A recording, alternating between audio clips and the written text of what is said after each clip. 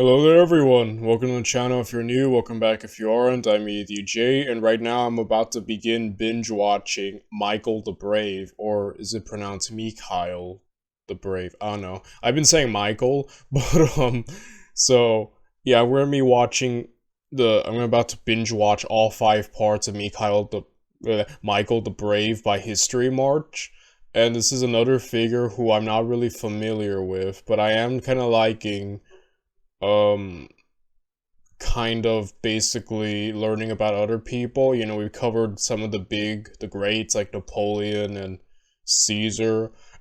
The last series that I binged watched yesterday was about the Great Northern War, mainly about Charles the 12th. And, you know, overall, I'm really looking forward to learning more about other people and other, leaders and commanders through history, and I'm really looking forward to seeing how Michael does. So let's just get to it, shall we? Let's watch the battle. Okay, I'm not pronouncing that. Let's watch Michael the Brave, Part 1 by HistoryMarche.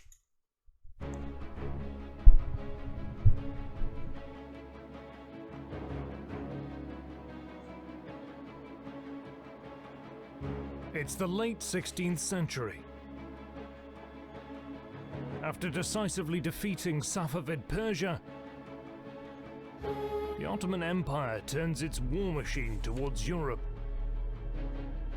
Although officially at peace for nearly 3 decades, conflict has been brewing for years along the unstable Ottoman-Austrian border.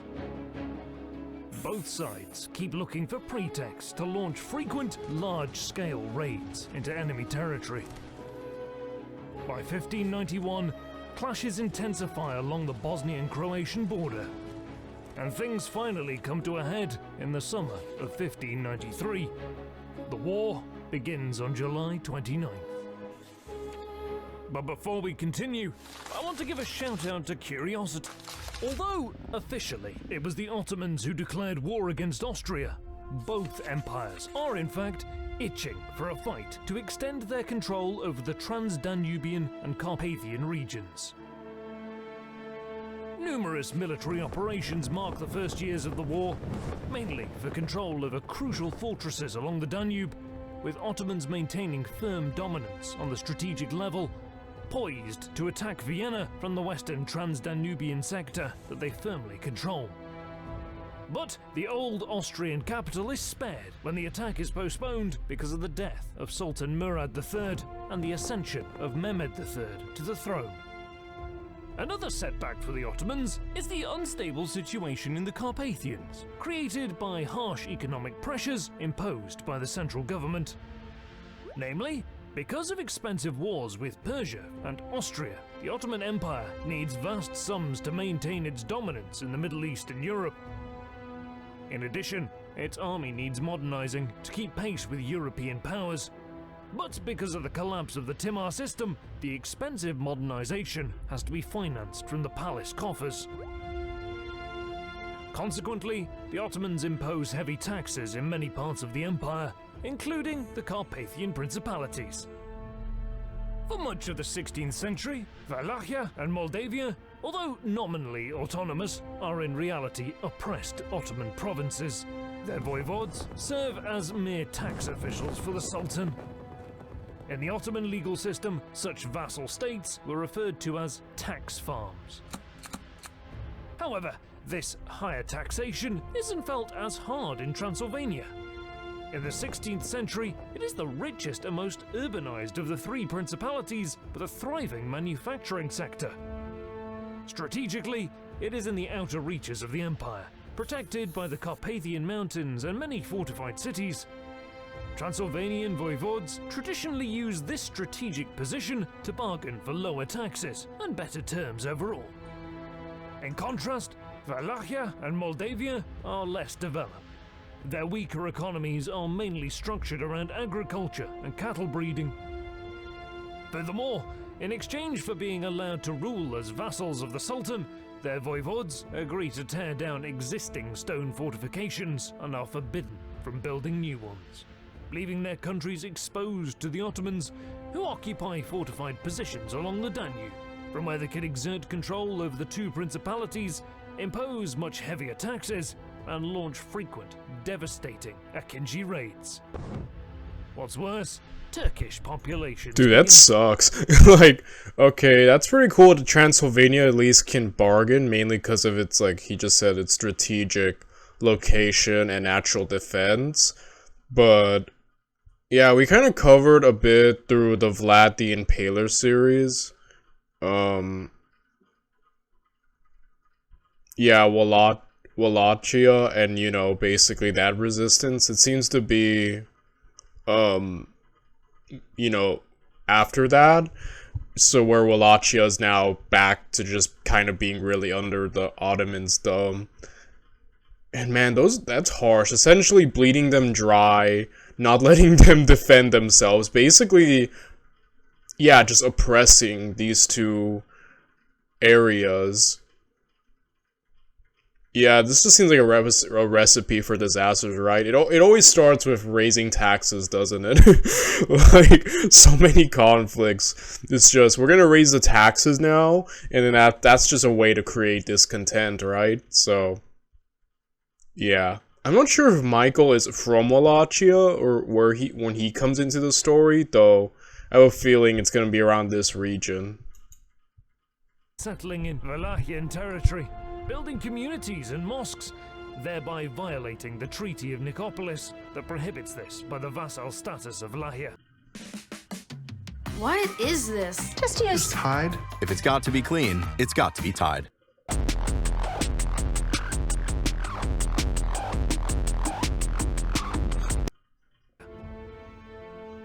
Powerless to resist, Wallachian and Moldavian nobility, in turn, oppresses their own people throughout the 16th century as they try to appease the Sultan, lest they be replaced by a pretender more capable of meeting the higher taxation quotas. Economies of the two Danubian principalities are further strained as they are obliged to sell grain, cattle, and other produce to the Ottoman Empire at below market prices.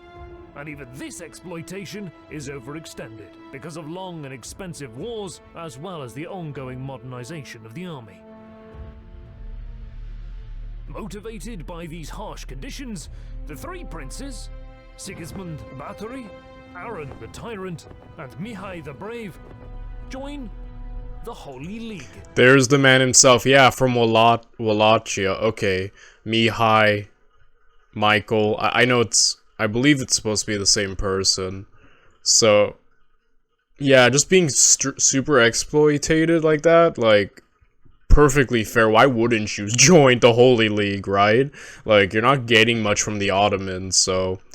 I'm wondering how this is gonna end. Like I said, I don't know much about Wallachian history, other than Vlad the Impaler, or when, or how things go off, so I'm really looking forward to just seeing what comes from all this, and if, you know, Michael can achieve whatever he's going for. And they promise each other to revolt on the same day, November the 13th, 1594. Of the three princes, Mihai will soon come to the fore as a military leader. Born on January 15th, 1558, Mihai is the son of the former voivode of Wallachia, Patrashko the Good, and Feodora Cantacuzino. On his father's side, he traces his roots back to Vlad Dracul, the father of Vlad the Impaler, who, in turn, is Mihai's great-great-great-uncle. Wow. And through his grandmother, he is the great-great-grandson of Stefan the Great of Moldavia. On his mother's side, he belongs to the Byzantine Cantacuzino family. The prestigious family claims descendancy from the Byzantine Emperor John VI Cantacuzinus. Little is known about Mihai's upbringing, but in his 20s, he became one of the wealthiest people in Wallachian history, holding vast estates in Oltenia, personally owning more than 200 villages. He marries a wealthy Oltenian widow with whom he has one, possibly two sons, and a daughter. By the age of 35, he rises to political prominence, occupying several honorable positions in the state before eventually becoming the Ban of Craiova in 1593. Fearing Mihai's growing power, Prince Alexander III forces him to swear in front of other boyars that he is not of princely descent. By publicly humiliating Mihai like this, Alexander hopes to remove him as a potential rival to the throne. This, however, does not settle the issue. So Alexander's strategy was, okay, say you're lowborn. He says he's lowborn. Alright, I've removed a rival. That's it. Alexander the Bad. We've seen so many epithets for, like, rulers, such as the Great, you know, the Good. It's just funny to see the Bad. I don't know why. So, I don't know. That's funny. And, yeah, he has a rival now, I'm guessing. Mihai borrows from Turkish moneylenders in Wallachia and flees the country, fearing assassination. He travels to Constantinople, where he uses his political connections, but more importantly, his Cantacuzino ancestry, to secure even larger loans and persuade the Sultan to back him in his bid to the Wallachian throne. But Mihai has no intention of paying off his debts. Upon returning, he uses the borrowed money to gain support from the boyars and is elected Prince of Wallachia on October 11, 1593. Confronted with harsh terms imposed by the Ottomans, he makes a clean break with the past. Intent on taking Wallachia in a new direction, he will make a series of controversial decisions, for which he will be remembered as a heroic leader by some and as a treacherous tyrant by others. He replaces high-ranking officials with loyal supporters, mainly from his power base in Oltenia. And, after nearly 70 years of princes and boyars who were compliant towards the Ottomans, Mihai's Wallachia will fight for its independence. The Holy League promises to support the Wallachian revolt, knowing that it could open a second front against the Ottomans. So, with his position at home consolidated and the alliances in place, Mihai decides it's time to act. Pretending he wishes to settle financial debts, he invites Turkish creditors and, in an act of clear provocation, massacres them, together with their large escort of soldiers. Dang, he's kind of giving me Vlad the Impaler vibes, you know? So yeah, basically I like what he did. He essentially just robbed the Ottomans, right? Hey, give me money, I need it. Took their help, and then now it's turning on them. Like, oh no. He essentially robbed them. Which is fine, because the Ottomans have been exploiting the Wallachians and this group, so, you know. I guess it's just kind of their comeuppance, right? I guess if you believe in karma. And so now this man is just straight up... Yeah, he's itching for like, a conflict now. And I'm, like, wondering if he succeeds, or if he fails and dies. Like, I don't know about him, I'm not gonna spoil myself, so I'm really looking forward to, finding out what he's made of. With around 8,000 troops at his disposal, Mihai then personally leads a swift attack on the key Danube crossing at Giurgiu. The town is taken and plundered, but the siege of the island fortress guarding the river crossing fails, as troops, ammunition and provisions are sent from the Ottoman side. Mihai returns to Bucharest after learning from his spies that a conspiracy against him is launched by adherents to the Turks, accompanied by a contingent of troops. He sets up an ambush for them, capturing and executing all of the conspirators. Determined to prevent similar future inroads into Wallachia, Mihai marches east, intent on clearing bridges and Ottoman garrisons on either side of the Danube. He successfully besieges important Ottoman fortifications and raids numerous towns and villages in the lower Danube area, leaving utter destruction in his wake, before returning back across the river. Further upstream, Mihai defeats the Ottomans again and takes the fortified town of Silistra, before reducing it to ashes, along with the surrounding countryside.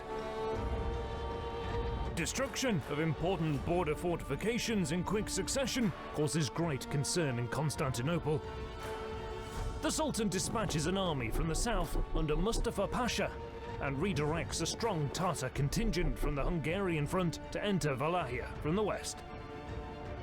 The Tatars advance quickly toward the reported position of the Wallachian army. Little do they know that Mihai received word of their movement. Well, he is really well informed, and yeah, like I said, it's kind of giving me deja vu from the Vlad the Impaler series, where he just went and started taking out border Ottoman strongholds, and yeah, this is really smart overall.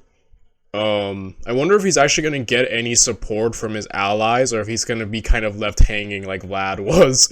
I think that'll determine a lot. And yeah, he's basically going ham, destroying these fortresses, taking out conspiracies, basically just going for it. And things are going really well, but now there's two forces meeting. I'm assuming, ideally, he would want to take them out individually, right? Divide and conquer? Or is he going to try to meet them at the... I don't know if you would want your enemies to meet up, though. Like, you know, I'm assuming he would want to, like, take them out individually and move on to the next. Alright, Michael, or Mihail. Let's see what you're gonna do. He secretly sends a small force west to set up an ambush while maintaining an appearance that his entire army is in camp just north of Giorgio. Expecting to encounter Mihai further east, the Tartars fall straight into a trap while marching in a loose formation, losing nearly half of their troops. Mihai subsequently intercepts them and wipes out their army, preventing them from linking up with Ottoman forces approaching from the south. Okay, master of ambushes, which also Vlad was. Guerrilla warfare. I'm sorry I keep comparing him to Vlad. It's just, that's the only other point of comparison I have with this, you know, region and history. And he's reminding me so far. And that was really smart, like, essentially set up the ambush, take them out, and now move on to the next. Divide and conquer, you always want to do that, right? In, like, war? And don't let your enemies link up. Meanwhile, Mustafa Pasha crosses the Danube to confront the Wallachian prince. Aware of the enemy's numerical superiority, Mihai reacts quickly. Just 4 days after defeating the Tartars, he leads a daring night attack into the Ottoman camp and routs Mustafa's army, forcing them into a disorganized retreat. He defeats the Ottomans in a pitched battle, killing General Mustafa. Mihai then embarks on a campaign of pillage and destruction. Dude, the dude just took out 2 armies, what the heck? And he mentioned night attack again, like Vlad, but except this one was more successful. He actually got them running and then just finished them off in a pitched battle. He's about to go, oh my goodness. Is he gonna get support though? I feel like he's the only, I mean, granted, we're not focusing on the others, but like, yeah, I'm wondering if he's actually gonna get any support, because I feel like if he does, he's pretty solid. And yeah, the dude, like I said, he's just going for it. He's going ham, as we say, you know, just going around he's going around beating everyone up, essentially.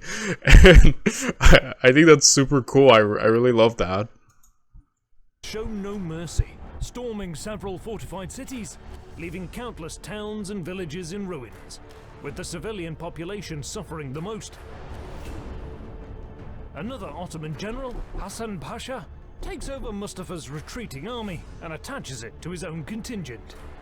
Mihai gives battle and completely destroys Hasan's army, killing the Ottoman general, along with the Crimean Khan's son that was accompanying him. Oh my goodness, he just murdered 2 generals. How big is his force? He mentioned earlier like 8,000. How big are the forces of the Ottomans? I mean, he took out 2 armies, like, oh my goodness. Yo, Mihai, chill. Mihai then retreats back to Wallachia with a vast plunder. He comes to the aid of Aaron the Tyrant in attacking Brela, Kilia, and other Ottoman Okay, I was thinking, like, for a second there it seemed like it was just him doing all the fighting. I was like, what are his allies doing? Good to see they're also being active. Okay. With the lower Danube area and the Danube Delta secured, supply lines to the Ottoman army in Hungary are virtually cut, which significantly slows their otherwise successful campaign against the Holy League. Mihai renews his attack, devastating parts of northern... Dude, I know I keep saying this, but look at him. He's just zooming. Look at how much damage he's doing. Almost single-handedly to the Ottomans. He's also disrupted their main war with the Holy League right now.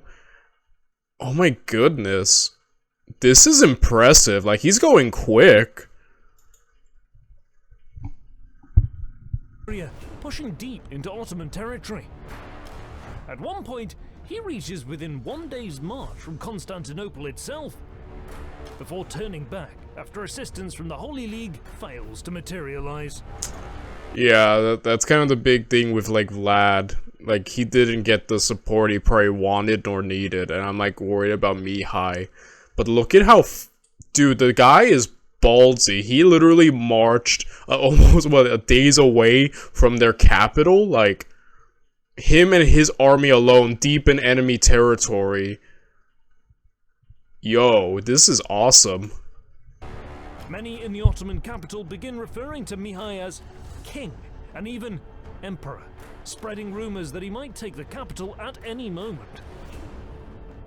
In order to tackle possible dissent, Ottoman authorities in Constantinople respond by expelling any non-Muslims who lived in the city for less than 5 years.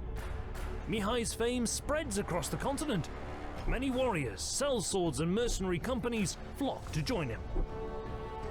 Ottoman scholar Selanik Mustafa writes of the Great Destruction. All of our sanjaks are captured. We are ruined. The urgency of the situation is such that Sinan Pasha himself, the great mastermind behind the successful campaign against the Austrians, is recalled from Hungary to organize a counterattack on Wallachia. Dang, dude. Wallachia was just an oppressed, I guess, province, and, you know, with not that great fortification, and somehow Mihai has managed to make it, like, so important that they need to take away their forces from Austria. That's insane. But Mihai has reasons to worry. While his campaign was certainly successful, having personally led his troops in battle, he saw firsthand that the Wallachian army is obsolete and in a deplorable state. Aside from contingents of Cossacks and Sekeli mercenaries, Wallachian troops are poorly equipped. There is a general shortage of horses, weapons, carriages, tents, and even food supplies, water and fodder. Furthermore, there is a problem with discipline and basic training among the troops. At night, passwords would be called out loud in the camps. Wallachian troops would view foreign mercenaries with suspicion, sometimes encamping separately and refusing to cooperate with them. Hate YouTube ads? You need this Chrome extension. I feel like I just found a Google cheat code. This Chrome extension. So he basically has a ragtag army. The fact that he managed to accomplish all that with, like, low numbers and a ragtag army is kind of frightening. Yeah, I could see why the Ottomans would be concerned, because obviously he can use an army that isn't the best and accomplish great things. And I imagine he actually had... I'm assuming he's gonna have to basically rebuild his army now and, like, you know, change it. But, yeah, it kind of gives me, like, Hannibal Barca vibes, like, with the army kind of being this ragtag group, mercenaries, like, not having, like, there's a lot to it, so I'm wondering, like, he's gonna have to make changes, right? Like, or get supplies or do something. Mihai realizes that he needs a professional army of mercenaries if he is to have any chance at stopping the efficient Ottoman war machine. But paying salaries for thousands of mercenaries and equipping them with firearms is extremely expensive. So expensive that the entire state of Wallachia cannot afford it. Nevertheless, Mihai puts his already weak Wallachian economy under stress in order to secure the necessary funding.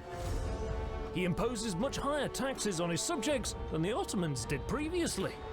In addition, he introduces a law that ties peasants to their landlords' estates in an attempt to avoid financial instability, thus effectively enforcing servitude upon his people.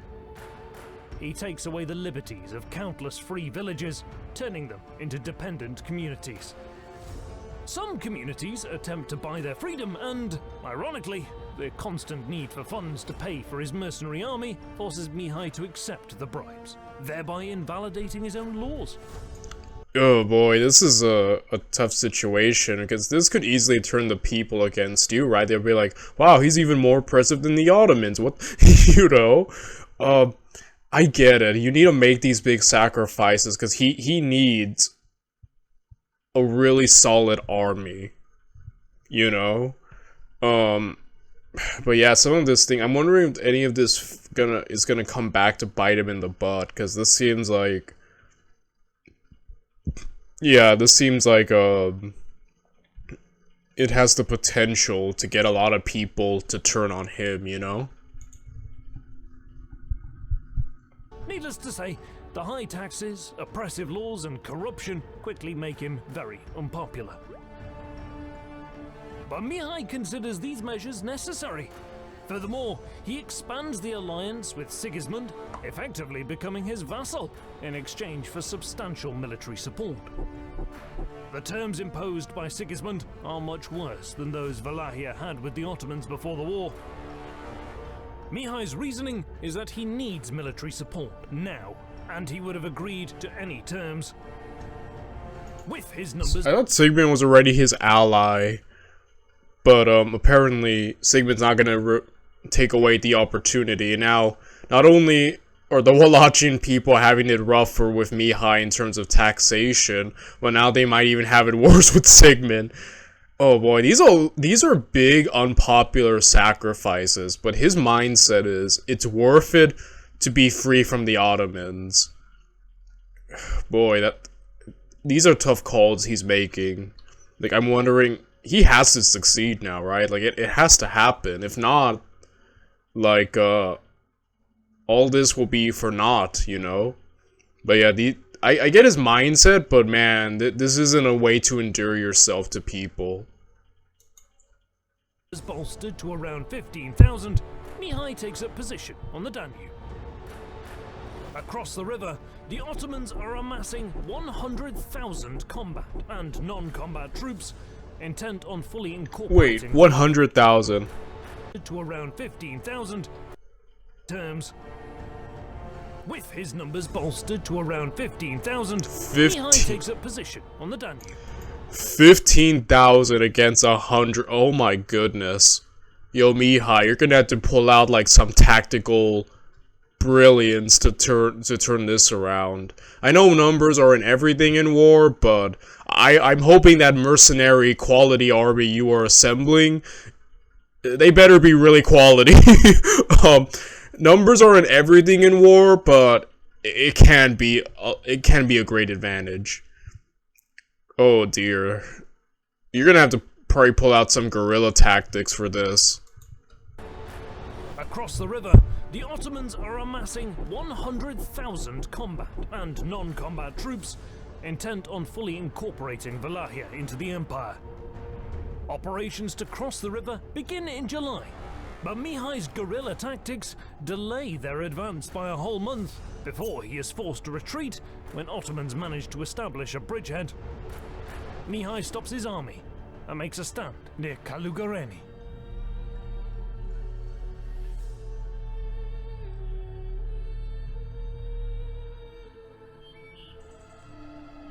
It's early morning. Mihai's camp is in a narrow valley, less than 2 kilometers wide. Hills and thick forests surround the Wallachian position on 2 sides. Numerous streams flow down into the Nyazlov River, forming a largely impassable swamp. A single road goes across a bridge through the swamp, connecting Giurgiu and Bucharest. Knowing that the Wallachian army is somewhere in the valley, Sinan dispatches scouts to find fords across the swamp and stops his column so the rest of his troops can catch up. The aggressive Mihai goes on the offensive, wanting to engage the Ottomans while only a part of their army is present. It's insane that he's making a stand. Yeah, I mentioned it's good he's using guerrilla tactics because that was beyond effective with Vlad the Impaler against the Ottomans. So he's definitely, you know, that's a good thing. And yeah, take them out before they've completely while you can take out small contingents before the full army mobilizes, that's a good thing, I think. So yeah, he's definitely got it, man. Like, I'm impressed by Mihai. Sinan shores up his ranks and readies the men, just in time. The momentum of the charge initially pushes the Ottoman line back, but Mihai surprisingly begins a fighting retreat towards the bridge soon after. He keeps the Ottomans committed, giving more and more ground, forcing Sinan to send... Is he luring them into a trap right now? That's what I'm getting. That's the impression I'm getting. More troops to prevent the vanguard from being separated from the rest of the army. The retreat slows at a choke point near the bridge. Mihai's mercenaries inflict heavy losses on the enemy while they continue to pull back across the river, but the Ottoman vanguard is just as eager to press the advantage. As Sinan himself comes closer to the bridge, the Wallachian army on the other side comes into view. The enemy lured him into an ambush. Mihai's cannons open fire from the other side of the river. Ottoman troops are forced to march across the field under a constant barrage, while the vanguard's advance grounds to a crawl as they too are being bombarded. Yeah, in the Vlad series, like, which happened a long time ago, at least in terms of when this is taking place, they didn't have... I don't remember them using cannons, but here now artillery is useful, and this was smart. Essentially let them...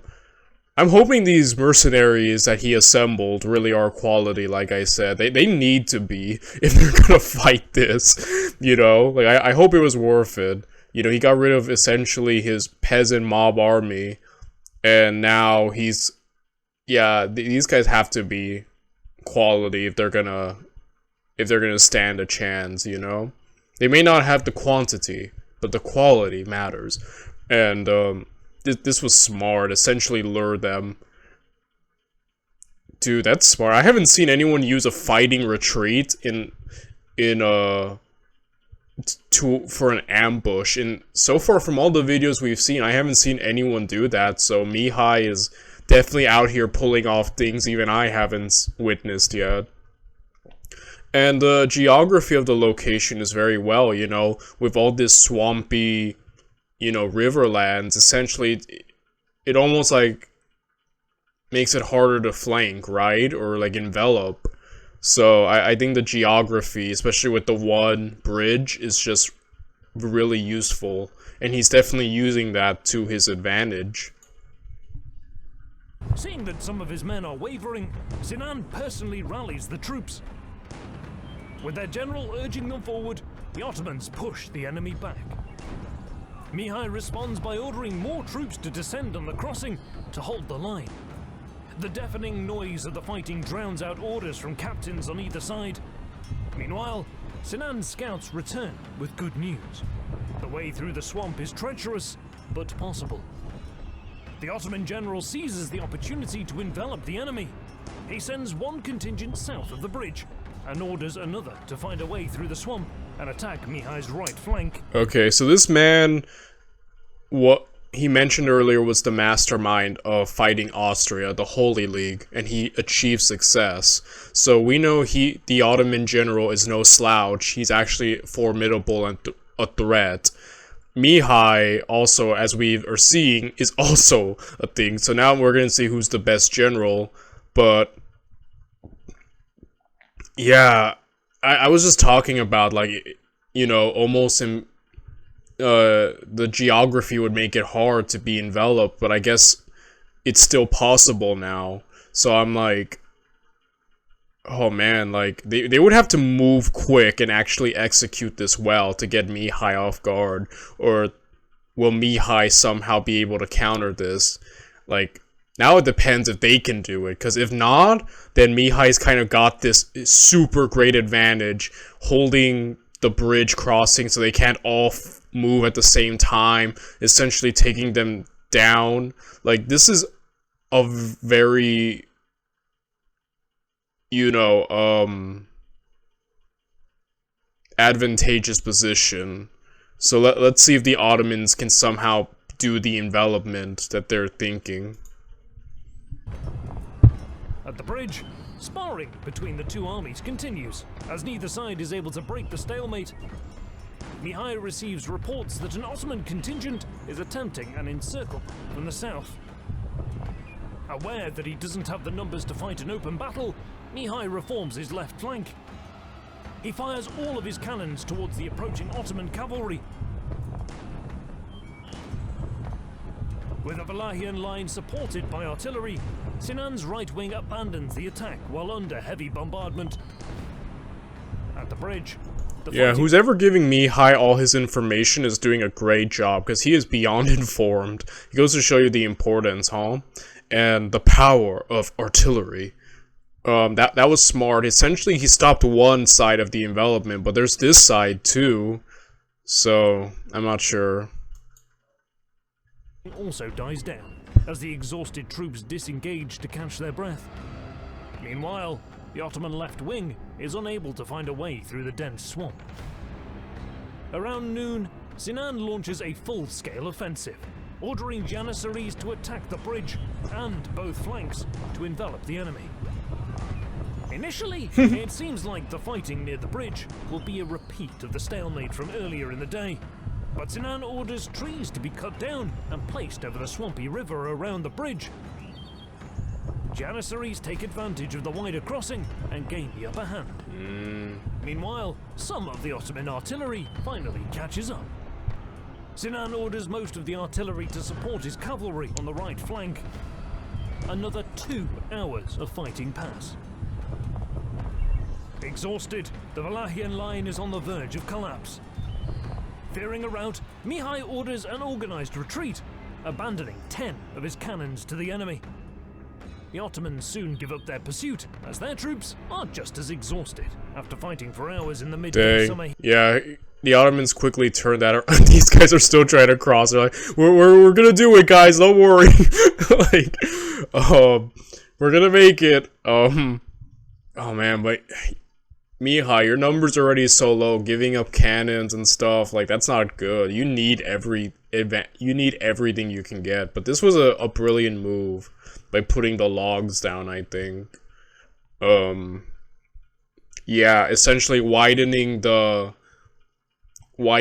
crossing, forcing the Wallachians to extend their line, no longer having the advantage of just one single crossing, and you know, relying on the superior manpower you have. Just a good play by the Ottomans. Heat. The afternoon wears on, and a thick fog descends on the valley. Sinan proceeds to send troops across the river. Mihai knows he must act. A few hours later, he orders a general attack, realizing that if the entire Ottoman army crosses, he will have no chance of defeating. Be the house with the good snacks.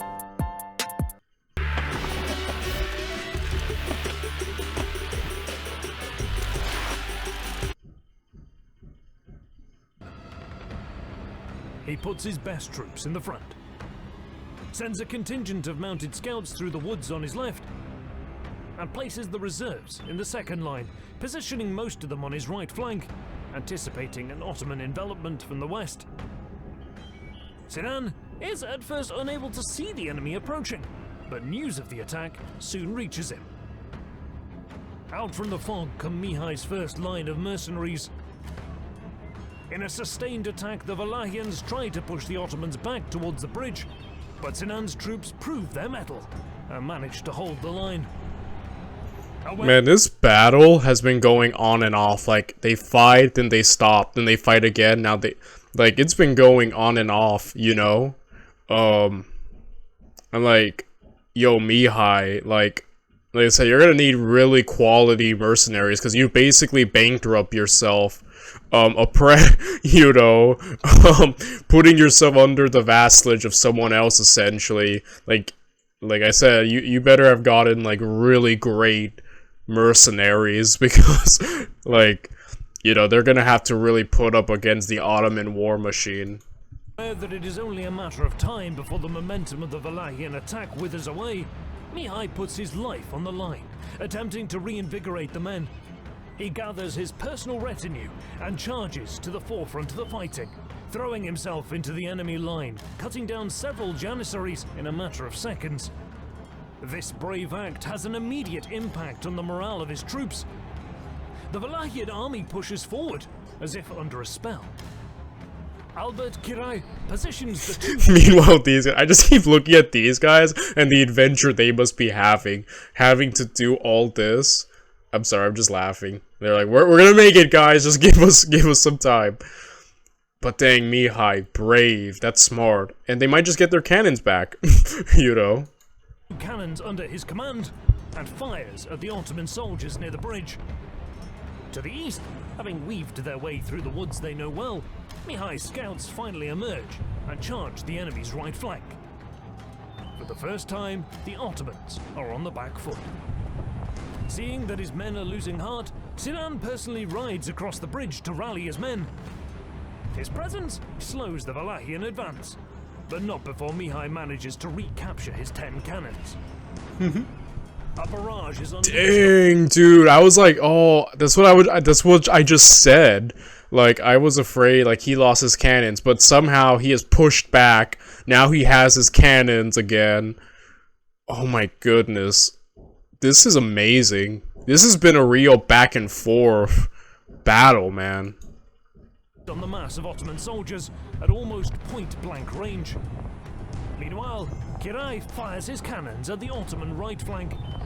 Pressed against the Janissaries and taking heavy losses, Sinan's cavalry on the right routes, with Mihai's scouts pursuing them across the river. Sinan joins the fighting himself and orders an all-out charge. Ottoman troops rally around their brave general. An intense battle ensues, as neither side is willing to give in. In the melee, Sinan is thrown from his horse into the muddy river. His troops panic, believing that their general perished in battle. Some take flight across the bridge, while others risk wading through the dangerous swamp, desperate to cross the river. Amidst the chaotic fighting, it is some time before Sinan is helped back onto his horse.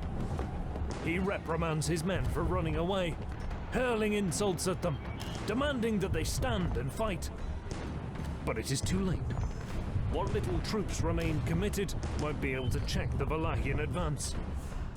He orders a general retreat. Mihai doesn't give chase. Dang, dude. Meanwhile, these guys, I'm so sorry. And now they're like, we've made it. And then they're gonna be alone. Oh my gosh. These poor guys. Like, I kind of feel bad for this contingent right here.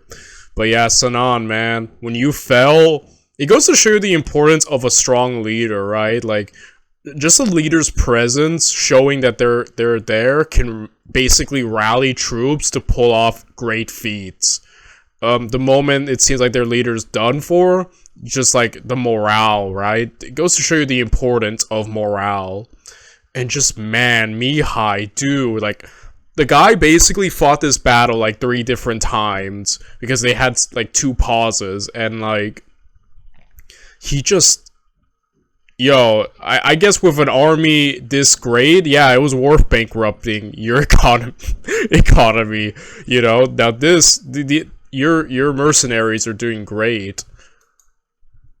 Still threatened by the Ottoman left flank, but before the day ends, they too will be routed from the field. The battle lasted for about 16 hours. Wallachian losses are fairly light. Of the 15,000 troops under his command, Mihai lost about 1,000 men, most of whom fell in the final charge. Meanwhile, Sinan wasn't able to bring his full force to bear, and of the 30 to 40,000 troops that participated in the battle, between 10 and 15,000 perished. Oh my goodness. Those numbers are insane. 15,000. That's like the size of the Wallachian army. They managed to kill. Oh my goodness, dude. Wow. Wow, that is impressive. Only 1,000. I mean, granted though, now it comes to the manpower though. Like, you're gonna have to win battles now with minimal casualties, unless you can somehow replace them, but wow. And 7 Sanjak Begs fell in battle. Much of the artillery and treasure from the camp were lost to the enemy.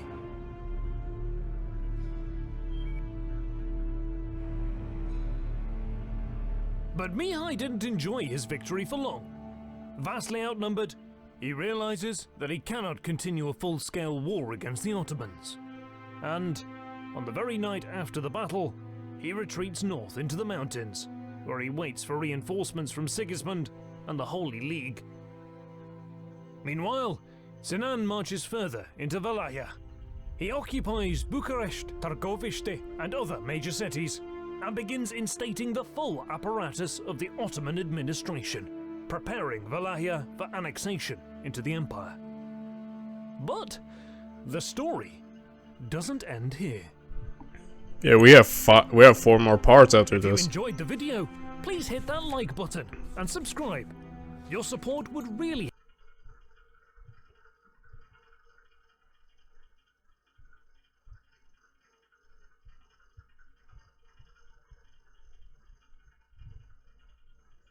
Sorry, I'm just reading these really quick.